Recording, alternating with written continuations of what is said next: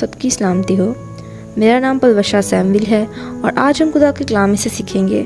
سچا ایمان تابعداری کی طرف لے کر جاتا ہے۔ ابراہیم خدا کی ذات پر بے حد بھروسہ کرتا تھا اور اس کا اس بات پر ایمان انتہائی مضبوط تھا کہ خدا اسحاق کے وسیلہ سے اپنے سب وعدے پورے کرے گا۔ اس لیے وہ خدا کے لیے اسحاق کو بھی قربان کرنے کے لیے تیار ہو گیا۔ ابراہیم کا ایمان اتنا مضبوط تھا کیونکہ وہ خدا کو بہت اچھی طرح جانتا تھا۔ اس کی زندگی میں جو بھی واقعات پیش آتے، جو بھی تجربات اس نے کیے، ان سب میں اس نے دیکھا کہ خدا اس کے ساتھ وفادار رہا ہے، اور اس بات کی وجہ سے اس کا ایمان انتہائی مضبوط ہو گیا۔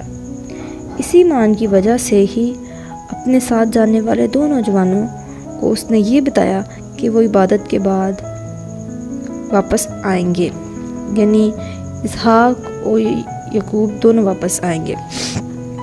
پیدائش اس کے 22 میں باپ اس کی 5 آیت میں ہم دیکھتے ہیں کہ اسحاق اور یسوع مسیح کو اس حد تک مماثلت پائی جاتی ہے کہ دونوں ہی جان دینے تک وفادار رہے اور اپنے باپ کے تابعدار رہے۔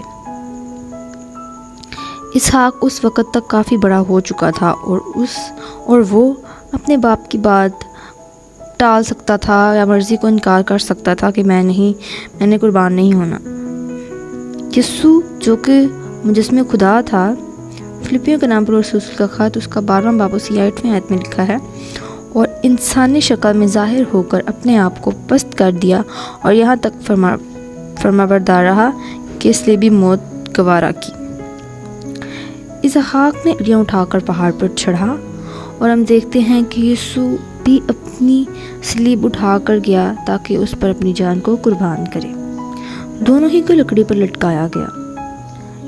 اسحاق کی جان کو بچانے کے لیے خدا نے نعمت بدل قربانی مہیا کی، اور یسوع مسیح خود وہ بے عیب بڑا ہے جو خدا نے ہم سب کی گناہ کی خلاصی اور نجات کی خاطر مہیا کیا۔